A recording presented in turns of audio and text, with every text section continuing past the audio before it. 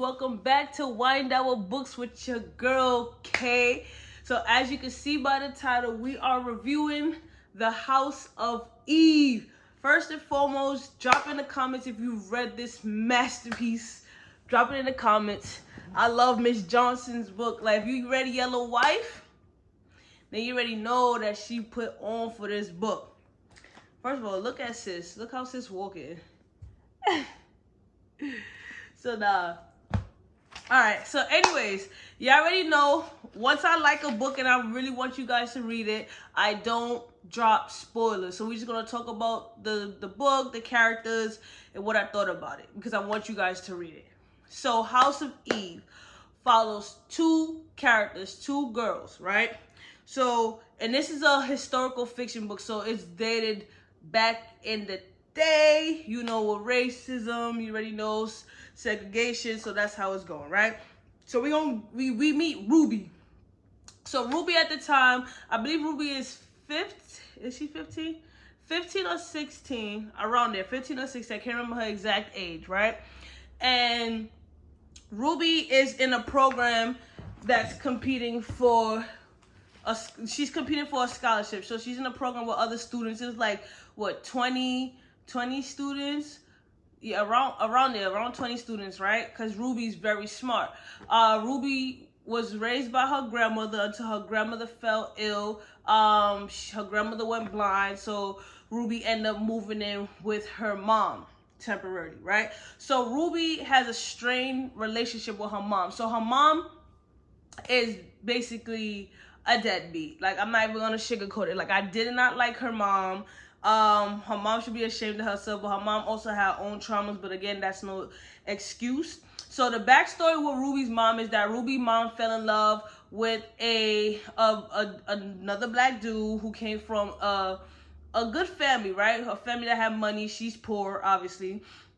And she ended up getting pregnant. When she told the dude ended up taking off. The dude's family basically like, you know, you sure it's my son's baby. My son wouldn't have nothing to do with you. Look where you come from. So when she had Ruby, she never really wanted Ruby. You know, there's some resentment, there is resentment and hatred there. So she took that out on Ruby. So like, Ruby would get touched by dudes, the mother's boyfriends, to be exact. There was a scene in the book, in the beginning of the book, where, you know, Ruby was rushing in to go to get to her program because she had to be there at a specific time, and she didn't have no money, or no, she had money. The money that was left for her was gone. So the mother's boyfriend was there. Ruby's like, oh, can you give me a quarter to go about where I have to go? The boyfriend's like, oh, if you give me a little peck on the cheek right here, I'll give it to you. So, you know, Ruby is on a path to get the scholarship to handle her business. So she doesn't see any other option. She does it. The boyfriend tried to take advantage of Ruby. The mother walks in and blames Ruby and tells Ruby to get out. And I'm like, you know, it's another case of a mother choosing men over their child. And it just pissed me off, right? And that's what Ruby has to deal with. You know, Ruby didn't ask to be here. Ruby didn't tell her mother to open her legs. She didn't do none of that. The mother chose to do all that, being fast or whatever, had Ruby. Now Ruby is getting the end of her parents' mistakes, right? So Ruby has an aunt. The aunt chooses to dress like a man, and, you know, for the most part, Ruby goes, after the mom kicks Ruby out, you know, the mom never comes back to get Ruby. She goes to stay with the aunt, and the Aunt Marie is really Ruby's, like, go-to, hands down, ride or die person, right? The aunt always gonna hold Ruby down, and the aunt already know what's going on. But, you know, it's a case where the family already know what's going on, but nobody in the family speaks. Like, it happens, it's unspoken, they just move about it, and they tell the person to just, you know, keep going with life, don't give up. And the aunt is really rooting for Ruby, because the aunt knows that Ruby is brilliant, she's smart, she's creative, that she can do what nobody in the family could not have done, especially during those times. Like, you had to fight for scholarships. Like, you know, you got to fight for everything, especially because it's a predominantly white world back then, and it was just fighting to get an education. So Ruby had to undergo so much pain, so much trauma, just to fight to get an education.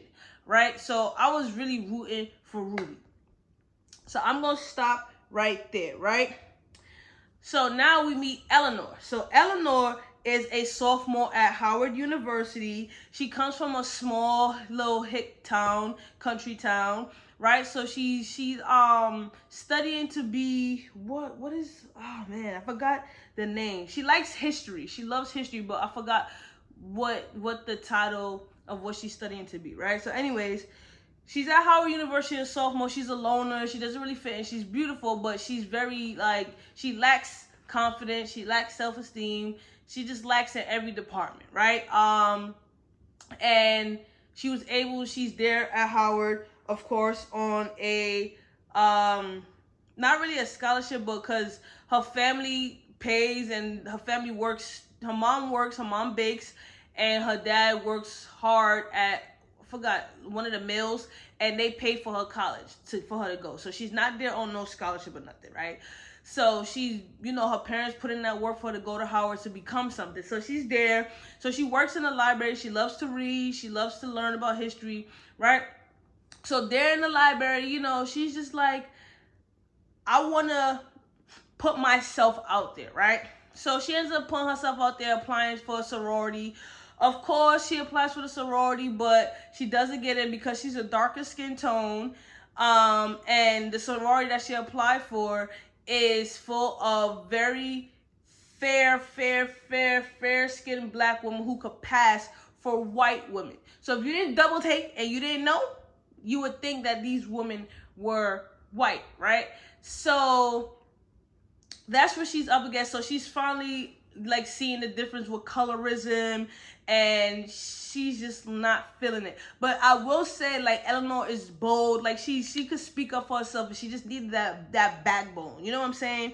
So while she's a sophomore at Howard, she's doing her thing. Like, she's making it happen. At one point she had to end up getting a job because the school bills just kept rolling around. She didn't want to put no more pressure on her parents. But while she was working in the library, she always she always saw this dude sitting in the library, but she would stare only at the back of his head. Like, she never really saw his face, just the back of his head.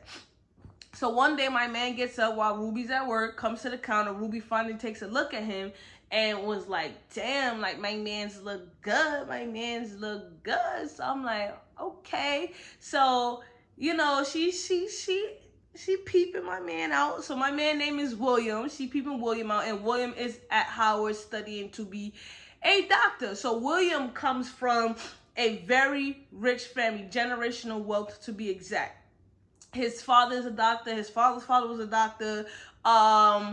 And William is a lighter skin complexion as well, right? So William comes from a family where the mother is like very uppity. Like, she's one of the women who you could pass as white, and she thinks she's better than those darker skin tone women, people in general. So I get it. You, as a black person, you work hard 10 times harder to get where you have to go. But what I did not like is how she treated darker skin tone people, how she treated people who was in a different social class than her. Like, I could not respect this. One thing to work hard and achieve your goals and make money, but you don't have to put somebody down in the process and look down on another social class in the process. That's what I don't respect, right? So you got the issue of socialism, classism, so it's just that. And I was just not feeling it. But again, I'm trying not to spoil as I talk, right? So anyway, we're gonna go back to Ruby. So now Ruby's in school and she's doing good. So Ruby ends up meeting a Jewish boy named Shimmy. Now let me just tell you this. I liked Shimmy, but I didn't like how naive Shimmy was, right? But Ruby meets a Jewish boy named Shimmy. They start flirting. He works at a candy stop. His father is the landlord for the building that Ruby lives in. So they see each other in passing. They really like each other, right? But they already know it's like it's forbidden. So I'm skipping over the part. I'm not going to spoil it, right? So long story short, Shimmy and Ruby end up start talking.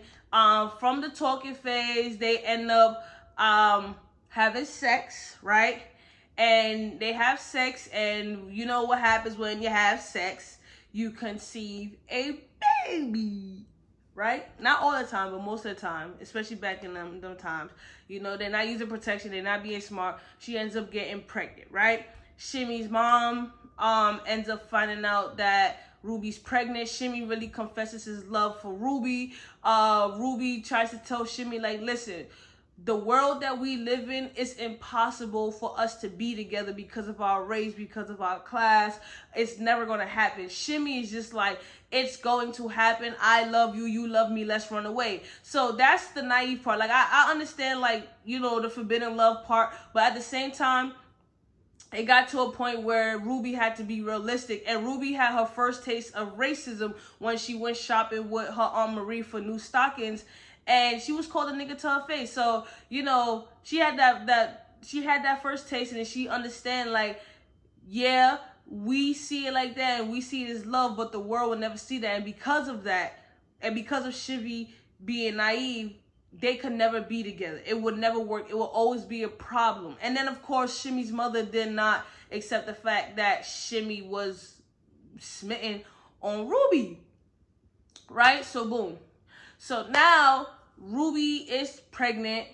Ruby only tells her aunt. Well, her aunt didn't. Ruby tells her aunt after the fact that aunt figured out that Ruby was pregnant, because I guess they said, like, parents know best, whatever. So the aunt was like, you went a bit fast with the juice boy, you got pregnant. So they trying to find a way to have an abortion. I'm not gonna spoil that part. The abortion just never ended up happening, right? So now Shimmy's mother comes up to Ruby and like, yo, I'm on the board for the scholarship. I don't want you to have this baby. And yeah, you gonna get sent to this home for girls, for unwed girls. You're gonna have the baby there. You're gonna give up the baby. And if you follow through with it, I will make sure that you get you win the scholarship, you go to college, and you do what you got to do. But you also need to leave Shimmy alone, right? So Ruby's thinking about it. She realized again that her and Shimmy never going to be together, so she accepts the offer, right? And one thing I did not know was that there was a home for teenagers, unwed mothers that was sent there. And some were forced to give up their babies. Some gave up their babies. Millions of babies was born there. I did not know anything about the home. And I'm going to tell y'all this, right? The home was run by Catholics. Catholics. And we had Mother Margaret, and she was the devil. The devil. Again, I'm not going to spoil anything for you guys because I want you guys to read it. But just know that the home that Ruby agreed to go to have the baby, it was the devil. That's hell, right? And I just felt the girls' pains in the book of what they went through. And it's just like to think that this was really something that was happening in our society is heartbreaking. And I should mention that the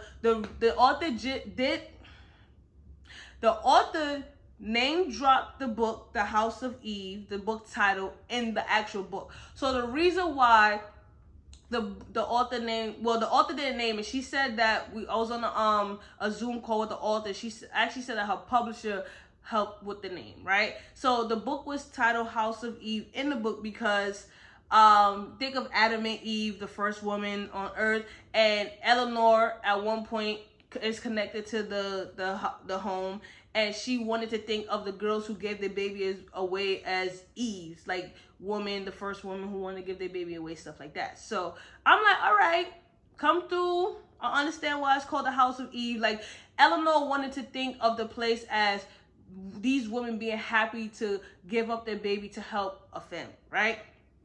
So I was happy about the author name dropping the title in the book again. So yes. So Ruby ends up going to this home. She ends up having the baby. And I'm not going to spoil the ending because the ending is the best part. So I give you guys the option to decide. It's either you think that Shimmy's mother kept her promise and gave Eleanor the scholarship, or Shimmy's mother violated and tricked Ruby, and Ruby didn't get the scholarship, and Ruby went back to the same environment that she left. Which one do you guys think happened, right? So that's Ruby's story. And I should mention that Ruby and Shimmy never got together after that. Like, that was that. I will spoil that part. Ruby and Shimmy never got together after she decided to accept the mother's offer to go to the house, right? So now we back to Eleanor. So Eleanor and William, they start talking.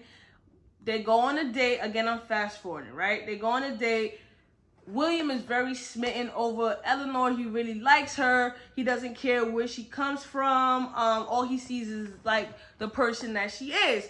But Eleanor is struggling to be around William and his family because one, she can't fathom the idea that William would like someone like her, right? And then at one point she ended up meeting his mom, and the mom, again, like I said, the mom looks down on her because of where she comes from, right? And the mom, I forgot the mom's name. I wrote it down somewhere. Hold on.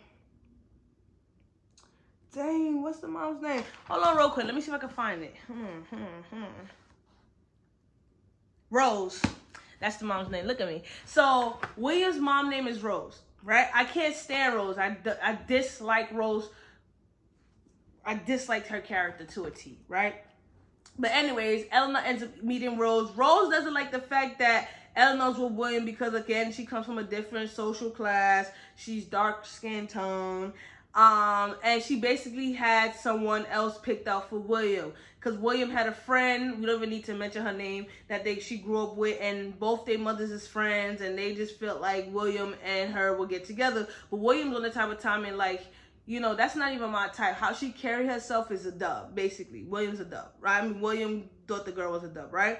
So I will say the whole time I'm reading about William's character, I'm just getting like, William is a F-boy. Like, he's going to violate Eleanor. Like, why is he courting Eleanor so much? Why is he feeding? Like you think Eleanor is easy?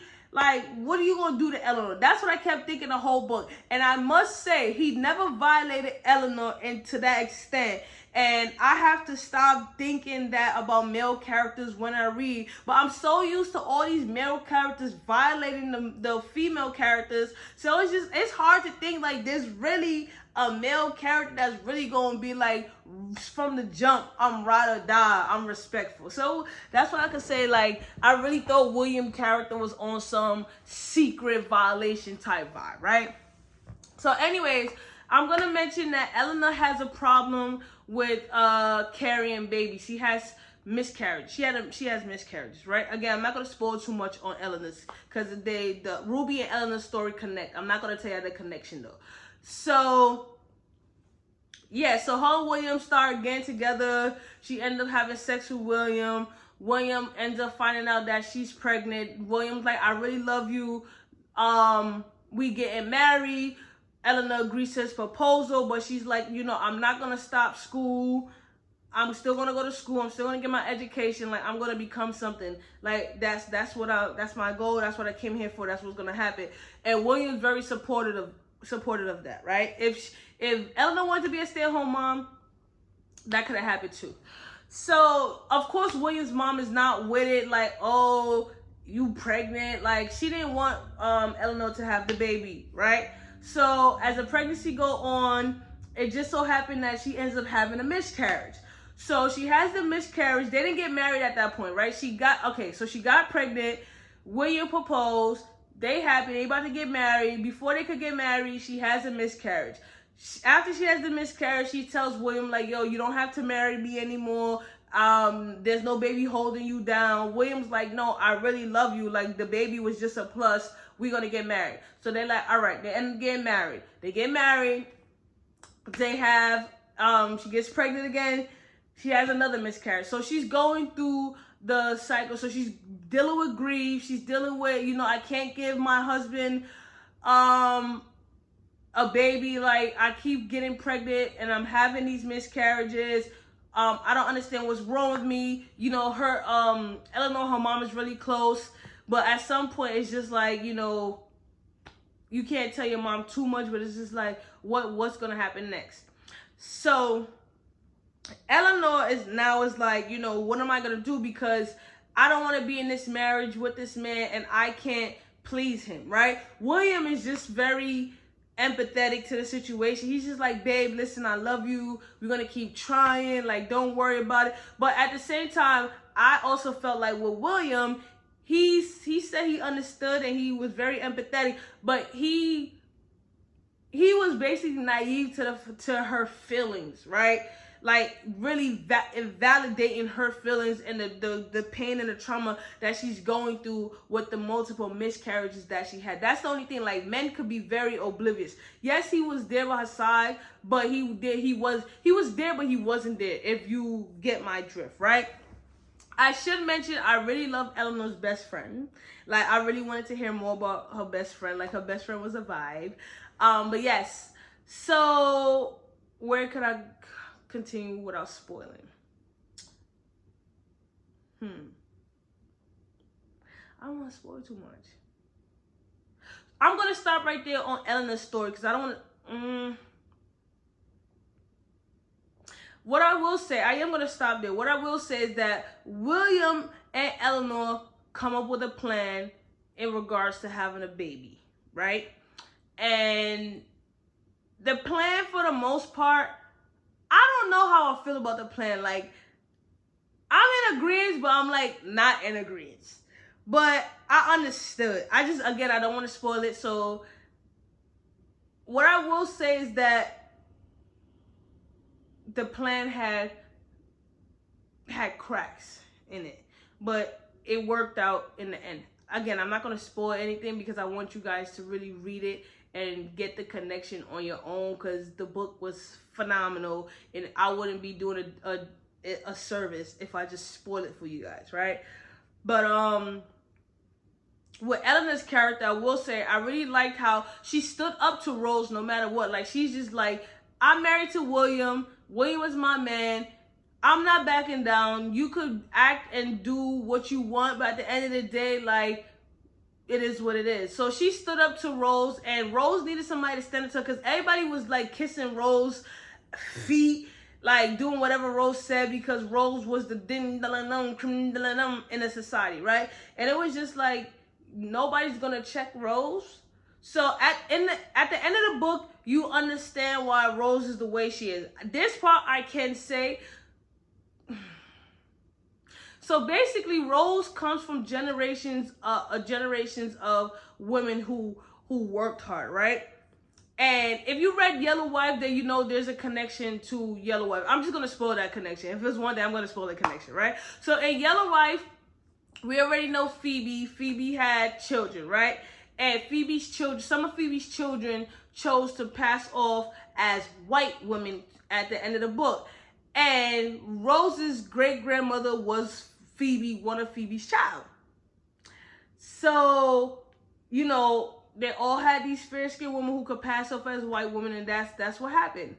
And I'm like, oh, like that connection between Yellow Wife and the House of Eve, that was fire for her to incorporate it in the book. Because I'm like, all right, you understand. So, and we all know why black women who were of a complexion where they could pass off white, why they did that. Because they knew that passing off as a black woman would make their lives harder. It would be harder for them to achieve any goals. So acting as a white woman would lessen the stress that they would experience and the turmoil that they would experience in society with white people being racist against blacks. And point blank, I don't agree with that. Like, I understand because it's historical fiction. Back in those times, like, the options was very limited for us black people. So I can understand why they did what they did as passing off as white, but I just can't see myself doing it. Like, imagine passing off as white and then society comes through. Now black is the wave. Y'all know what I mean by that way. Like, black culture, black food, it's black on black everything, and you don't pass off as a white woman, so now you can't even act black. Boy, I'll be sad as hell. I would be sad as hell, because like, you really gotta stay white. You can't even you gotta stay white, boo. You got to make sure that you keep your hair white. You got to make sure that essentially that you dress white, that you talk white. Do you know how exhausting that must be? That can be? No, honey. But I guess when you're accustomed to doing stuff, it become natural, a norm for you. But like I just if I had the option of pass off of white, I would not. I would not. Like you can't really season your food. Like, come on. Like during the time, back in them times, white people didn't season their food like that. So if you add just too much Larry's, where'd you learn that from? Now you're getting questioned. Let me stop playing. All right, I'm just playing. I'm dead serious, but I'm just playing. Like I'm playing, but I'm dead serious. But now on the real though, the issue of colorism and from yellow wife to now is like that's a conversation that still goes on to this day, because you do have fair skinned people who think that they're better than darker skin tone people. You do have fair skinned people who are provided with more opportunities because of their skin tone, right? But you also have darker skin tone people who look down upon fair skin tone people because they're lighter, because they may feel like, you know, they're getting passed on opportunities because they're too dark, or they're not, essentially, what's the word I'm looking for? They don't fit the agenda. So I get it on both ends. There's no right and there's no wrong. In my opinion, I don't think there's no right and there's no wrong. I think that every skin tone, when it comes on the melanin spectrum, should be respected, regardless if you are a lighter skin black or a darker skin black. But unfortunately, our society does not work that way, and there's always going to be an argument. There's always going to be a separation within something, whether it's class, whether it's wealth, whether it's color, whatever you could think of. There's always going to be an argument and a separation. So it's just a sad thing that we have within us as a community, of especially a black community, black people. We already have dealt with a lot. Our ancestors have dealt with a lot. And for us to separate ourselves within our community based on the color of our skin, like, I'm like, come on, like, white people already did it enough to us. Why are we doing the same thing? You get what I'm saying? But that's an argument, conversation for another day. But that connection again from Yellow Wife to House of Eve, I did not see that coming. So that was fire, Miss Johnson. That was fire, right? There was I want to talk about this, right? There was a part in the book, if you read the book, where Ruby has this awakening and understanding of the pain that her mom went through as far as abandoning her baby. So Ruby goes back to the apartment and was like, Mom, can I, well, not really mom, she was like, can I ask you a question? Because at that time the mom had a newborn baby. So Ruby, you know, Ruby feels abandoned, but Ruby has an awakening because again, she was sent to the home to give up her child. So after she gave up her child, she has this awakening, like understanding like why her mom would do that. So she went to go, you know, talk to her mom, and she wanted a relationship with her mom. Like, she wanted to talk to her mom. She wanted intimacy from her mom. Her mom was just never going to do that for her, right? And her mom had her own demons to fight, and she would never be able to confront and have a conversation with Ruby and really apologize to Ruby for what she allowed to happen to Ruby, because she wasn't in that space, right? And she was in, honestly, she never took accountability. She was in denial, and she blamed Ruby. So Ruby asked her a question like, you know, something along the lines of, did you love my father? And the mother was basically like, you know, your father was the love of my life. Your father broke my heart. This is what happened. And in the end, you know, the mother never apologized to Ruby, but she made a little statement, was like, you always gonna be good with Aunt Marie. You're gonna be safe. So her making that statement basically is like acknowledging that she knew everything that was going on with Ruby and what happened to Ruby.